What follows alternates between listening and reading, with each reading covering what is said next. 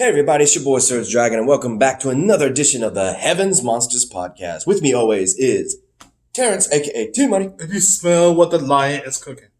Today we are going to do a rush job commentating and reviewing the literally in 1 week from Friday to Sunday to recap on Sunday, on Tuesday from Pursuit, pay-per-view, and Access TV, all involving before and after and during Bound for Glory on Impact. Woo! Mouthful, huh? Had to catch some breaths between it. So we're going to start with October 18th, Friday on Pursuit Channel. Yeah, from what and Twitch, I believe. That's a fishing channel. Mm-hmm. Yeah, it's a fishing channel. It's kind of like a sports channel if you think about it. But mostly fishing, from what I understand. Yeah, right. Well, so fishing is more of an adventure channel. Not saying you're wrong. Not saying you're wrong. I know. We would have Michael Elgin versus Falaba with TJP in his corner, trying to give Falaba a one-up, and Michael Elgin getting ready for his Japanese opponent. What was his Japanese opponent? I'm trying to remember. He said Marufuji. There you go. Thankfully, they had it there. Falaba would end up losing to Michael Elgin. TJP looking over his buddy's shoulder. Michael Elgin wanted to send a message to Marufuji and ends up attacking TJP and just beating him to live in hell and ultimately living up to his reputation of sending people to the hospitals. Next, we have the X Division champion, Jake Chris versus Chris Bay. Non-title match. Chris Bay is most likely a local talent because I haven't heard much of him, and Jake Chris ends up whooping his ass. Ace Austin invites Alicia to a party with him after he wins the X Division champion, cocky as he may be. Mm-hmm. Moose battles UFC Hall of Famer Ken Shamrock this Sunday. Yeah. Ken Shamrock at Bound for Glory. We have Taya Valkyrie looks at herself in the mirror and is pretty much imagining herself talking to Talina Dashwood. So for the Knockouts Championship at Bound for Glory, tag team match, tag team champions, Josh Alexander in a triple threat match with, wait, what? Okay, this is all over the place. I thought it was one-on-one, but I guess it's all six of them. You got a tag. No, it says right there, with. Why did they say tag team champions twice? What's Look at that. Tag team champion Josh Alexander with tag team champion Ethan Page. That got me. That threw me for a loop. Maybe it's like a typo. Like a one. No, it's more like a. It's a triple threat match between halves of these three tag team partners. Their company or their tag team partners. Yeah. We would have Josh Alexander versus Rick Swann and Rhino and their respectable partners Ethan Page, Willie Mack, and Rob Van Dam in their corners. Ultimately, in this triple threat match, they would try to get an edge in their triple threat tag team match at Bound for Glory.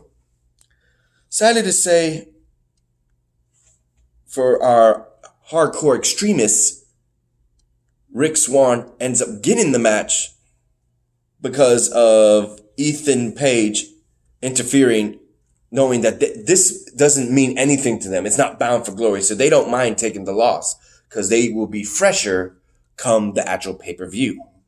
And they take it out on what they believe is their most biggest threat, and that's the hardcore legends, Rhino and RVD. Next, we get a recap of what's...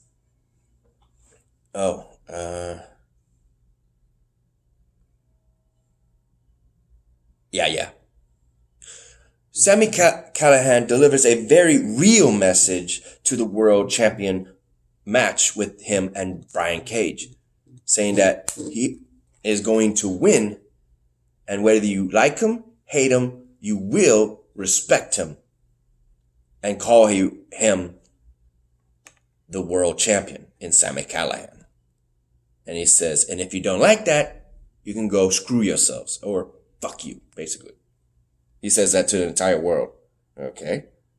Rohit Raju goes, what Gama saying, goes up against Sabu and his, I guess, wife or girlfriend? Super Genie. Yeah, his manager. Oh, his manager. Valet. In a X Division title ladder match qualifier, and they made it no disqualifications. With Gama Singh getting the edge for Rohit Raju, he ends up qualifying for the match. And, yep, defeating him. No, wait, no, I thought that's right. See, I'm thinking he won. He didn't. It would actually be a double count out because they both went onto the table outside and somebody else was put into that 5-way tag, ladder match, not tag team. I got tag teams on the brain because of the damn info here, but it would be a new, person who we mention in the review in just a bit. So that ended in a double count out. I was thinking Rohit Raju because that makes sense, right? Mm-hmm. But Gama Singh is the old guy. I was thinking Mahili Shira was in his corner for some reason. Over the top rope battle royale challenge between 20 people, and the last two in that match where Mahili Raja Shira, damn, these Indian names, Middle Eastern names. Ugh.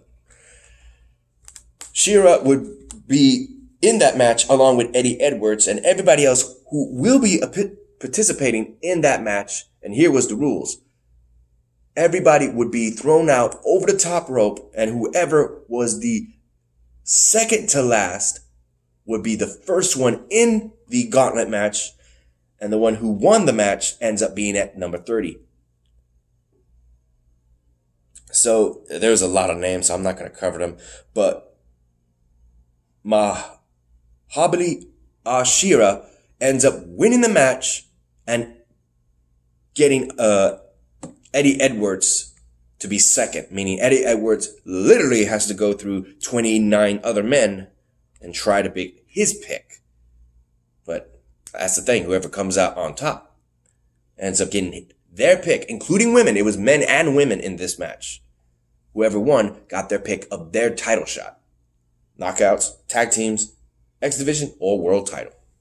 And there's not a fifth title. There's no Grand Slam, no television, no whatever.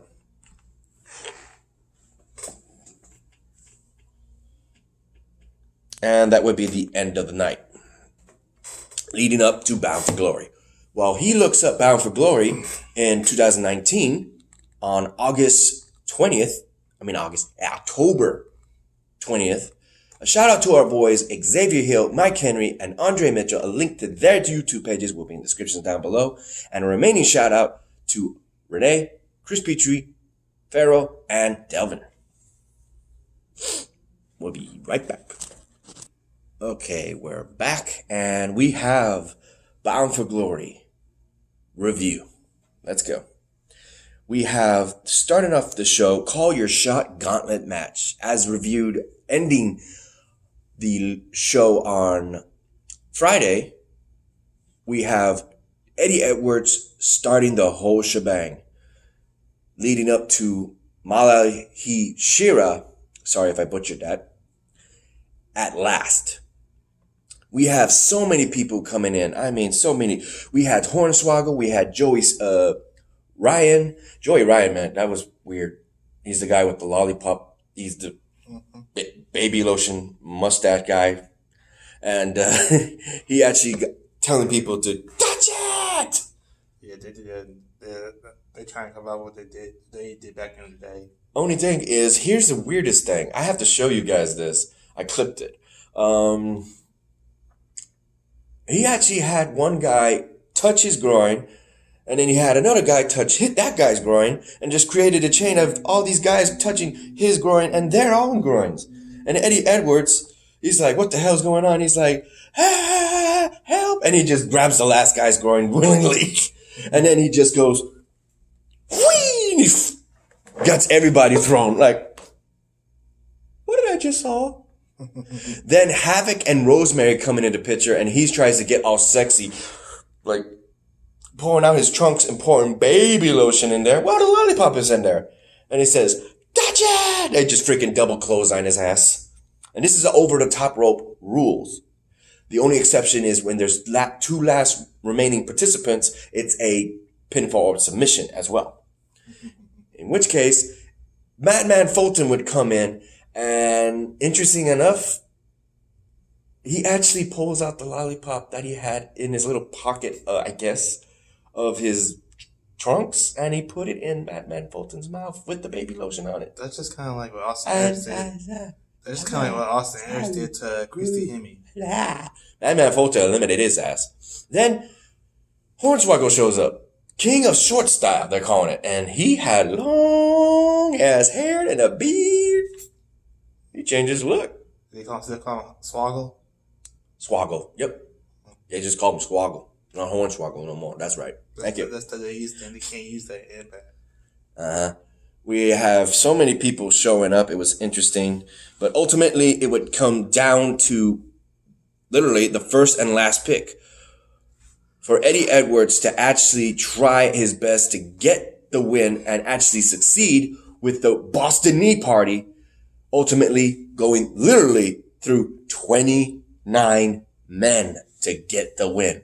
And the little tiny trophy, I'm like, yeah, compared to what New Japan Wrestling does, their trophies are fucking huge. And he got one of those trophies that looked like a participation trophy, silver and everything. I was like, that's your trophy? Okay. I'd rather go to Japan and earn a trophy because that shit is huge. I'm going to take up storage space. Anyway, he does earn a position as to ultimately choosing any title of his choosing at any time and become automatically number one contender. So that's a major win in his case at Bound for Glory.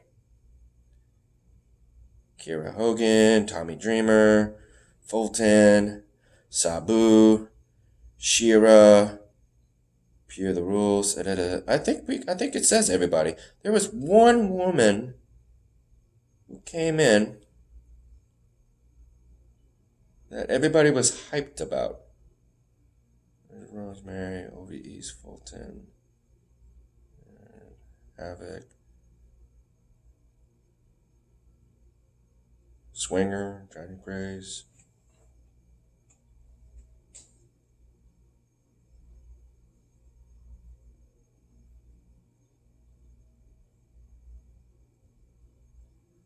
Kylie Ray. There she is. Wait, former AEW star Kylie Ray made her Impact pay-per-view debut? Okay, so that's why everybody was hyped about her. Okay. See, I was wondering who the hell she was. I don't know much about her. So, she was in AEW. Yeah. Was. And that's the hot shit right now. So she got thrown out. Whatever. Next, we have Impact Knockouts champion Taya Valkyrie go up against Tennille Dashwood. Ultimately, thanks to some outside interference of Johnny Bravo, he gets thrown out of the match, but ultimately throws a chain to Taya Valkyrie.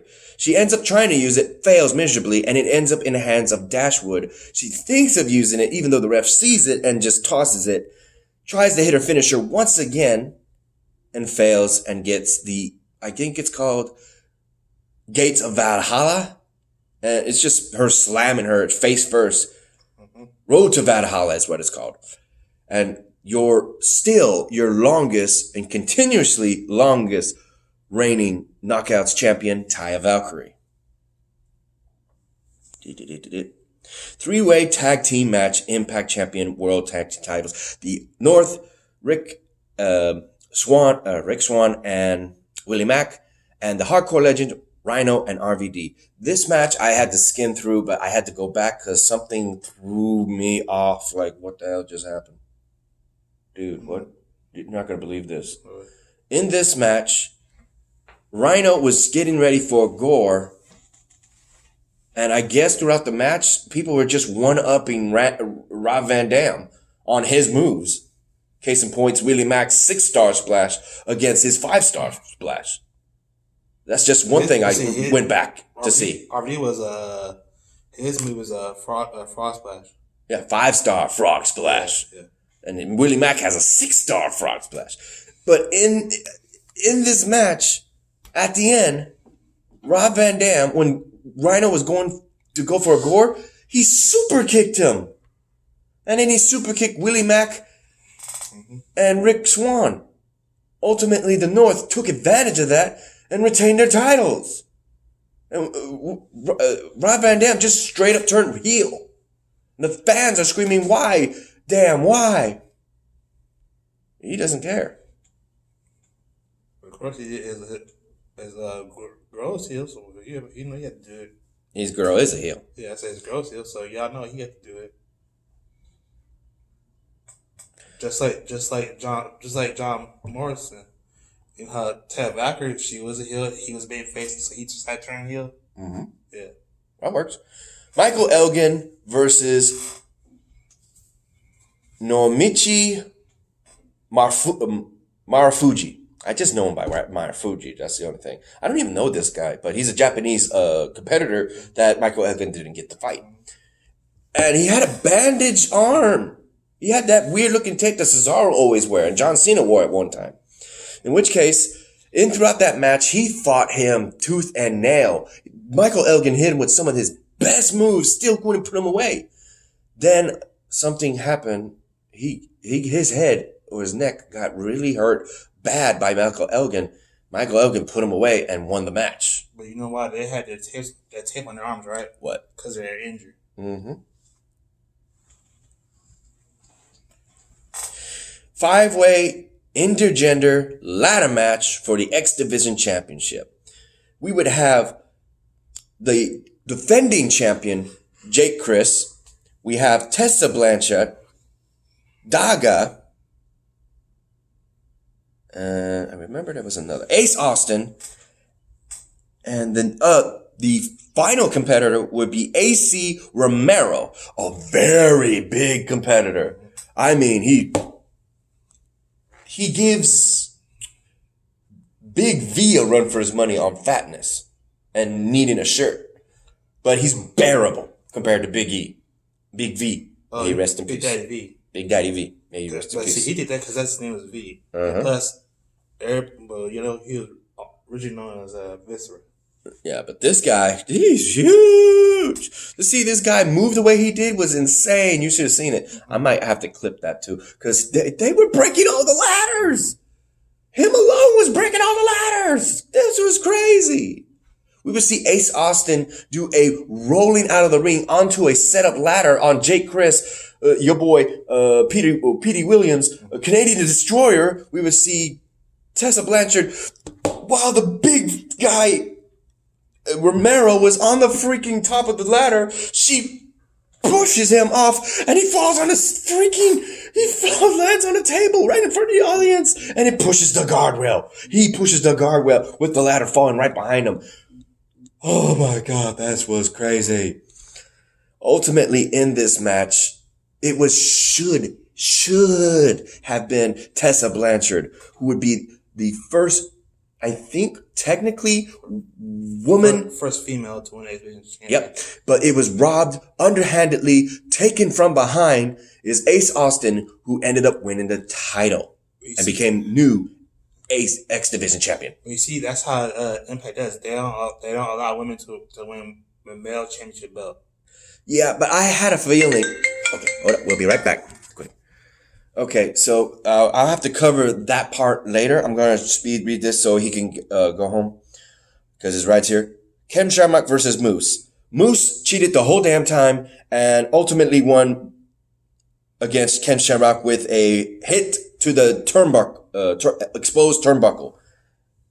And plus, he was kind of rusty, I'm not going to lie. I'll comment that. Impact World Championship match, Brian Cage and Sami Callihan. Brian Cage asked this to be a no disqualification match. He was granted, and that match just went all over the place. And still, with a freaking power bomb into thumbtacks and the special move, the destroyer something. I'll get drill claw into the thumbtacks with his ass on. I'll tell you later. Brian Cage wins and moves on from Sami Callihan. Okay, I'll remember the last three things. Okay, leaving us now from this podcast. Team Money, ladies and gentlemen. Say goodbye, man. Bye. All right, I'll be right back when it's just me. Okay. So Cam Shamrock versus Moose. The whole time, Cam Shamrock had his trainer, I guess, I forgot his name. But if you know him, he just had him cheating throughout the whole damn match. He really did. He ranked his eyes. He had his outside source grab him from the ankle, hit his groin area. Kim Shamrock kept coming at him. He didn't stay down.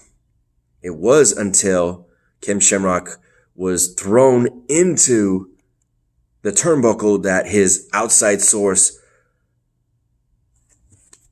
cut and exposed the metal turnbuckle, and ultimately ended up just hitting it forehead first, and then got speared immediately right after he hit him. So it was a 2-hit blow, and Kim Shamrock was trying to get out. He was like this. And then he did this, but too late. It already hit the 3, and then he did this. It was like he forgot because of his MMA. He's the godfather of MMA, they kept saying, and I guess he stuck with MMA for so long, he forgot certain rules. He forgot there was a rope break. Unlike MMA, you don't necessarily have a rope break. You just keep holding on until they get out or they tap out or pass out. So that was one thing. And the pinfall thing, I guess he was rusty on. Because that was there were several pinfalls, but he got out of it. Now Ken Shamrock is having to think of what he's going to do now. He doesn't know. He's going to see his family. He's going to chill. And then he's going to find out what waits for Ken Shamrock in the future. I kind of saw this happening, ladies and gentlemen. My gears were turning like, wait, what if Eddie Edwards won and Ace Austin won? Nah. If that did, then that'd be too perfect. And I was right. The whole thing was rigged. When Eddie Edwards won the Call Your Shot gauntlet match, he gets to pick any title and become number one contender automatically. And Ace Austin won the X Division Championship, considering the storyline that's going on between those two and Eddie Edwards' wife, Alicia Edwards, and Ace Austin trying to bang his wife. Yeah, I kind of saw this coming. This was rigged. This was going to happen between Eddie Edwards and Ace Austin winning the gauntlet and winning the X Division Championship. They're going to fight for the title, and it might be settled with the title. So, yeah, I don't know how this is going to go, but I kind of called it. Next with Brian Cage and Sami Callihan. Good God. Brian Cage came out as the Weapon X, dressed up like comic book character, my favorite, Wolverine, with metal claws, real metal claws. How you know? He actually used them to cut Sami Callihan's face. Sami Callihan bit Brian Cage's face, didn't phase him, so he goes and bites Sami Callihan's face and makes him bleed. And then he makes him bleed even more and cuts his womb even more with those Wolverine metal claws. And he was dressed up like Wolverine, that escaped Weapon X project, with the goggles and the tubes and the whatever swimming trunk looking thing. He had panels that laid up, so that was cool. And a cyborg eye, that was also cool. Ultimately, this match just hardcore. I loved it. In which case, the match ended, like I said, with the thumbtacks being brought in, and everybody thought it was the Legos again with Sami Callihan. But nope, it was thumbtacks. And Sami Callihan hit Brian Cage with a pile driver, thumbtacks in his head, and he pulled out on one. Not one, two, no, pushed his ass on one. And he was pumped, put him in the pile driver, slammed him, pick him back up, put him in the drill claw, sat down on the thumbtacks. His ass and thighs, back thighs, are covered in thumbtacks. And he won the match. Rightfully so. His wife, who came with him, came out, not to the ring, came to the arena, stayed in the back. And after he won, she came out, Melissa Santos came out to congratulate her husband, congratulation kiss, and the night ended on that note. It was wonderful. Now we have October 22nd, Access TV. Rundown on what happened at Bound for Glory and some of the best moments, arguably, in TNA and Impact history, catching up to air on Access TV for Impact Wrestling. We have Madison Rayne fighting off against this girl named Black Soul or Blackheart. She loses to Madison Rayne. We also have some promos of Taya Valkyrie, Swinger, Moose, all of them just bragging about themselves, looking like idiots, in my opinion. In which case, one thing happened, and I'll mention that last. Last thing was a match that didn't happen at Bound for Glory. It was the Rascals versus AAA wrestlers, including Dr. Wagner Jr., Aerostar, and Toros, Minotaur looking good. Ultimately, the match ends with the Rascals winning. Dr. Wagner had the mask on, and he took it off in the middle of the ring since he was already dishonored, losing to somebody. I think it was Texaco Jr., a cowboy Mexican gimmick. He's a badass. I watch him on Lucha Underground. He is a badass. So I don't take nothing away from him, knowing that he whooped Dr. Wagner Jr., a legend, as they say. I haven't seen, I wouldn't know. I don't watch Mexican wrestling. I need to.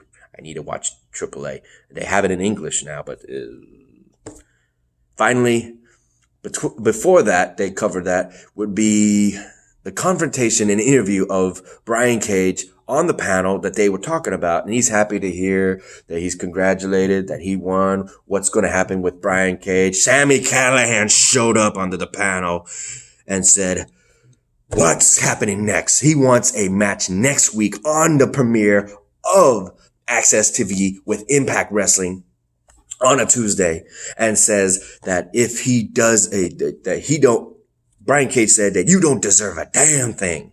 I beat you. And he says no, because he had all three of his flunkies, the Chris brothers as Madman Fulton. They found his address, the home of Brian Cage, Melissa Santos, and their beloved little daughter.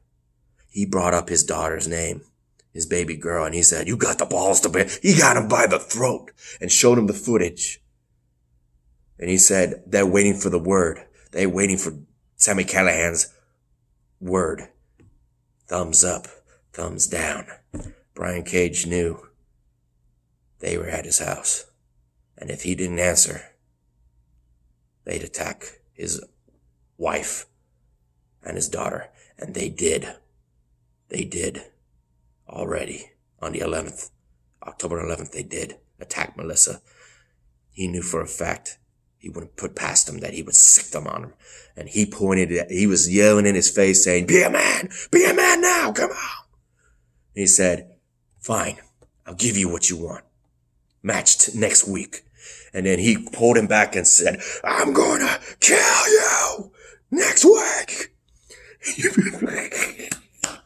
I love that. That was good. That is some drama. That was intense. I loved it. That was some damn good shit.